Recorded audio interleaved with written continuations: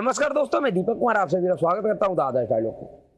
दोस्तों, आप सभी से अनुरोध है कि कृपया वीडियो को लाइक कीजिएगा, शेयर कीजिएगा और चैनल को सब्सक्राइब कीजिएगा। दोस्तों, आज हम बात करेंगे धरती के सबसे पढ़े लिखे और ईमानदार मुख्यमंत्री। जी आप सब समझ गए होंगे, दिल्ली के मुख्यमंत्री श्री श्री 108 श्री गिरिगिटानंद स्वामी अरविंद केजरीवाल जी का। जी हाँ, दरअसल उनका मुसीबत एक बार फिर से बढ़ गया है। उन्होंने राजनीति को इतना बदल दिया कि जब से राजनीति में आए तब से उनका मुसीबत खत्म ही नहीं हो रहा है। दरअसल अब उनके जो मुसीबत बढ़ा है वह उनके द्वारा बनवाए गए मात्र 52 करोड़ रुपए का एक छोटा मोटा जो शीश महल था, उसके लिए फिर से उनकी परेशानी बढ़ गई है। दरअसल हुआ यह है कि जो धरती के सबसे सर्वश्रेष्ठ पढ़े लिखे और ईमानदार मुख्यमंत्री ने अपने रहने के लिए मात्र जो 52 करोड़ रुपए का शीश महल बनवाया था, जिसमें 8-8 लाख रुपए के एक पर्दे थे, 4-4 लाख रुपए का एक टॉयलेट का कमोड था, 1.5 करोड़ रुपए का वियतनामी मार्बल था, 4 करोड़ रुपए का लकड़ियों का दीवार था। ये छोटा मोटा जो एक इन्होंने शीश महल बनवाया था, उस शीश महल केस का जांच, शीश महल स्कैम का जांच सीबीआई करेगी। और सीबीआई ने उस शीश महल के मामले में अरविंद केजरीवाल के खिलाफ मुकदमा दर्ज कर लिया है। जी हाँ, और आप सब जानते हैं कि अगर उस शीश महल स्कैम में जो मात्र 52 करोड़ रुपए के लागत से बना है, अगर उस 52 करोड़ रुपए का हिसाब किताब अगर ये नहीं दे पाए सीबीआई को, तो फिर दुनिया के सबसे महान और शिक्षित ईमानदार मुख्यमंत्री जो कभी भी किसी फाइल पे साइन नहीं करते हैं और कहते हैं कि हम दुनिया के सबसे सर्वश्रेष्ठ पढ़े लिखे और शिक्षित व्यक्ति हैं, उनका जेल जाना बिल्कुल तय माना जा रहा है। जी हाँ, दरअसल जो सीबीआई जांच जो करेगी इस मामले की, यह जांच अरविंद केजरीवाल को जेल जाने का एक रास्ता खुलेगा। इस जांच के माध्यम से अरविंद केजरीवाल को जेल जाने का एक रास्ता खुलेगा। ये जेल जाएंगे जरूर, लेकिन कब जाएंगे, इसमें कितना समय लगेगा, यह अब इस सीबीआई अधिकारियों के ऊपर है कि ये किस तरीके से उस केस का जांच करते हैं, किस तरीके का साक्ष्य और सबूत उसके खिलाफ इकट्ठा करते हैं। दरअसल आप सभी को पता है कि जो अरविंद केजरीवाल है, जो अपने आप को दुनिया का सबसे शिक्षित व्यक्ति मानता है, सबसे ईमानदार व्यक्ति मानता है, यह जो भी काम करता है उसके पीछे इनका सोच यही होता है कि वो धरती पे सबसे बेहतरीन काम कर रहा है। धरती पे इनके मुकाबले का कोई काम नहीं कर रहा। दूसरा, ये अगर स्कूल बनवा दे तो धरती का सबसे बेस्ट स्कूल होता है, जिसका पोल कई सारे लोगों ने खोल चुका है कि दिल्ली के स्कूलों का क्या हालात है कि जो लैट्रिन रूम बना है उसको भी इन्होंने स्कूल के कमरे में गिनती करवा दिया। अभी तो जो इनका शिक्षा मॉडल है उसकी जांच होनी बाकी है कि किस तरीके से जितने पैसे में 10 कमरे बनते उतने पैसे में इन्होंने सिर्फ एक कमरा बनाया है। तो इनका जो धरती का सबसे बेस्ट काम करने का तरीका है, उनका पोल खुलना अभी बाकी है। दूसरा, ये जितने भी मंत्री हैं इनके, वो सभी इन्हीं की तरह धरती के सबसे शिक्षित और ईमानदार मंत्री हैं। उसमें से इनके एक मंत्री जेल की हवा खा चुके हैं और अभी भी 2 मंत्री जेल में हैं। एक को स्वास्थ्य कारणों से जमानत मिला हुआ है और एक तो बेचारे पिछले 8-9 महीनों से इंतजार कर रहा है कि उनको कब जमानत मिलेगी। दरअसल ये जो शीश महल प्रकरण है, आप सभी को पता है कि इसका खुलासा एक निजी TV channel times now Bharat ने किया था और पूरे तथ्यों के साथ में किया था, जिस पर कोई भी आम आदमी पार्टी का नेता अभी भी जवाब नहीं दे पाया। अभी तक किसी ने भी खुलकर उस आरोप को खारिज नहीं किया।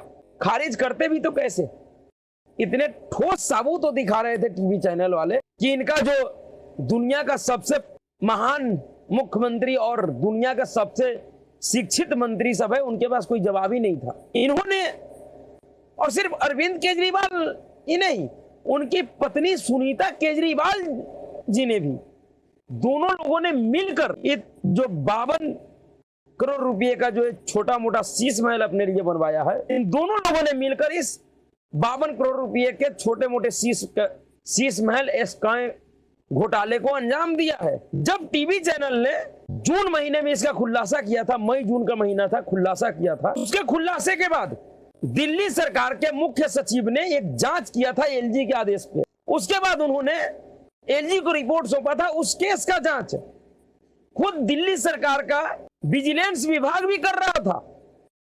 जिस विजिलेंस विभाग के ऑफिस में अरविंद केजरीवाल का स्वास्थ्य मंत्री, पहले वाला नहीं जो जेल चला गया हवाला कारोबार में, वो नहीं, दूसरा वाला स्वास्थ्य मंत्री सौरभ भारद्वाज 2:30-3 बजे रात को ही ताला तोड़वाकर उनके ऑफिस से वो सारे फाइलें गायब करवाने की कोशिश किया था, जिसमें से एक फाइल इस शीश महल के जांच का भी था 11 मई को। जी हाँ, लेकिन अब उस मामले का उसके बाद जो मुख्य सचिव ने जो जांच रिपोर्ट एलजी साहब को दिया, उस जांच रिपोर्ट के आधार पर एलजी साहब ने केंद्रीय गृह मंत्रालय से अनुमति मांगा था और सीबीआई डायरेक्टर को पत्र लिखा था कि इसका जांच सीबीआई से के द्वारा किया जाए।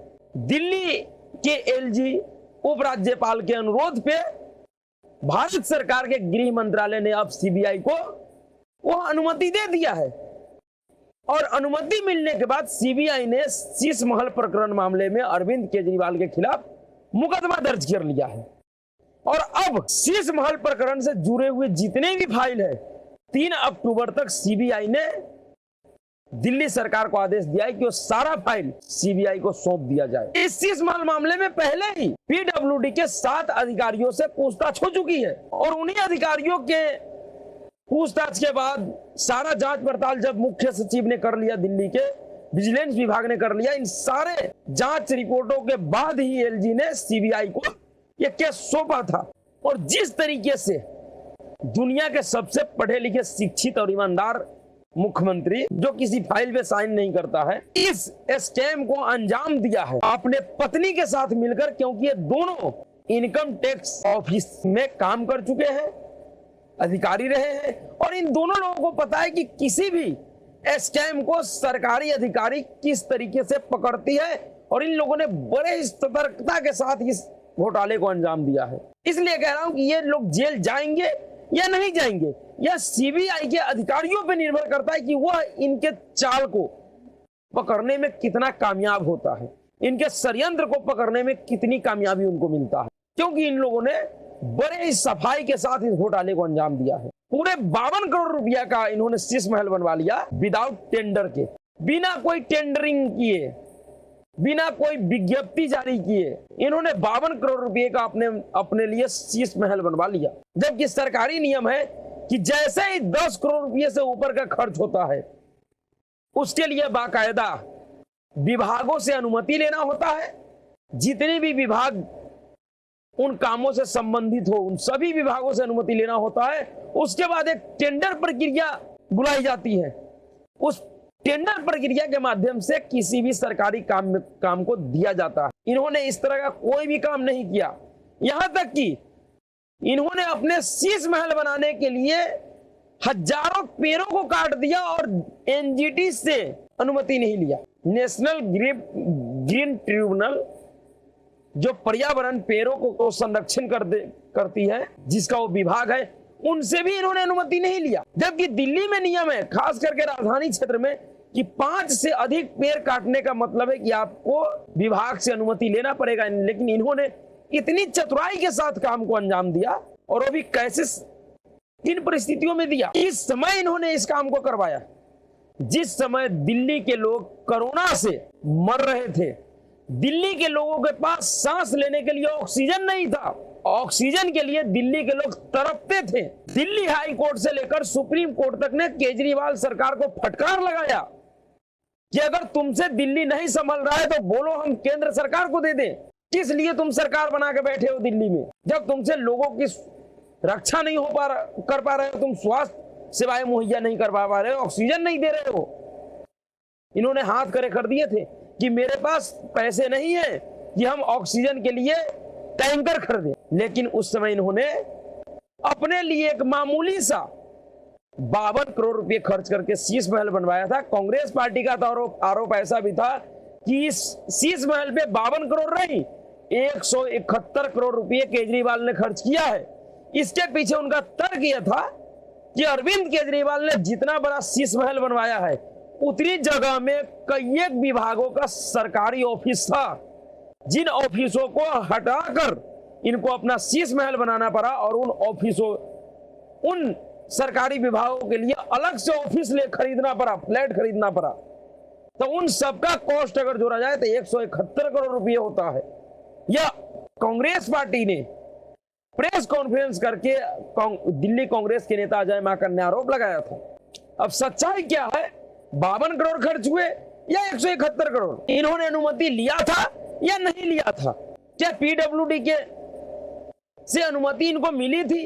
क्या पीडब्ल्यूडी ने टेंडर जारी किया था इसके शीश महल निर्माण के लिए या नहीं किया था? दोषी अधिकारी है या मंत्री है? एनजीटी से इन्होंने अनुमति लिया था पेड़ काटने के लिए? नहीं लिया था। नहीं लिया था तो क्यों नहीं लिया था? इन सब विषयों का आप जांच, पूरे शीश महल प्रकरण से जुड़ा हुआ जितना भी विषय है, पर्दे 8 लाख के थे या 10 लाख के थे, कमोड 4 लाख का था या 14 लाख का था, दरवाजे ऑटोमेटिक थे या नहीं थे, इन सभी विषयों पे अब जांच सीबीआई करेगी। और अब केजरीवाल एंड गैंग को सीबीआई को बताना पड़ेगा कि ये जो खर्चे इसमें दिखाए गए हैं वास्तविक खर्चा उतना ही है या उससे कहीं अलग है। और जो खर्चा दिखाया गया है मीडिया रिपोर्टों के आधार पे, जो तथ्यात्मक है, दिल्ली सरकार के ही वह रिपोर्ट है, उसके हिसाब से उसके अनुरूप खर्च हुआ है या नहीं। अगर यह जवाब नहीं दे पाते सीबीआई को तो अब तक तो सारे मामले में ये बचते हुए आए हैं। लेकिन मुझे ऐसा लग रहा है कि इस मामले में श्री 108 श्री गिरिजानंद स्वामी अरविंद केजरीवाल जी नहीं बचेंगे।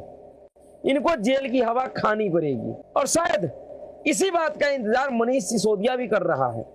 अरविंद केजरीवाल ने अपने शीश महल प्रकरण को उजागर करने के लिए टाइम्स नाउ भारत के पत्रकार भावना किशोर सहित 3 लोगों को अपने पैगमंतमान सरकार के सहयोग से जेल भी भेजवा दिया था। तो इस बात से तो इनकार नहीं किया जा सकता है कि शीश महल घोटाला नहीं हुआ है। बस देखना यह है कि घोटाले कितने रुपयों का हुआ है, 52 करोड़ का या 171 करोड़ का। अब शायद श्री 108 श्री गिरिजानंद स्वामी और उनके चमचे चाटुकार और उनका वर्ल्ड का सबसे शिक्षित मंत्री, शिक्षा मंत्री जो शराब कारोबार में जेल में है, शिक्षा के आड़ में शराब का धंधा करता था, और स्वास्थ्य मंत्री जो स्वास्थ्य के आड़ में हवाला का कारोबार करता था, इन सब का असली चेहरा सामने आता है या नहीं।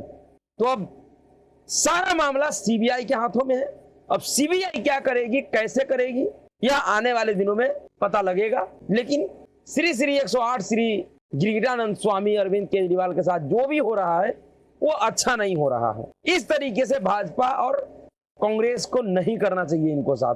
कांग्रेस तो इनके इलाही साथी है, फिर भी वो इनके ऊपर आरोप लगा रहे हैं। और सबसे मजेदार बात इसमें यह है कि सीबीआई जांच का मांग कांग्रेस पार्टी ने भी किया था। सबसे पहले इस मामले को सीबीआई से जांच कराने के लिए कांग्रेस पार्टी ने ही बोला था, उसके बाद बीजेपी ने भी बोला, और अब इस मामले का जांच कांग्रेस पार्टी की इच्छा अनुसार भाजपा सरकार ने सीबीआई से कराने के लिए तैयार हो गया है। पता नहीं अब इसके बाद तथाकथित इंडी अलायंस का क्या होगा। बड़ा ही मजेदार स्थिति हो गया है, देखना यह है कि होता क्या है आगे। तो अभी के लिए इतना ही। अगर आपको वीडियो अच्छा लगा वीडियो को लाइक कीजिएगा, शेयर कीजिएगा और चैनल को सब्सक्राइब कीजिएगा। नमस्कार।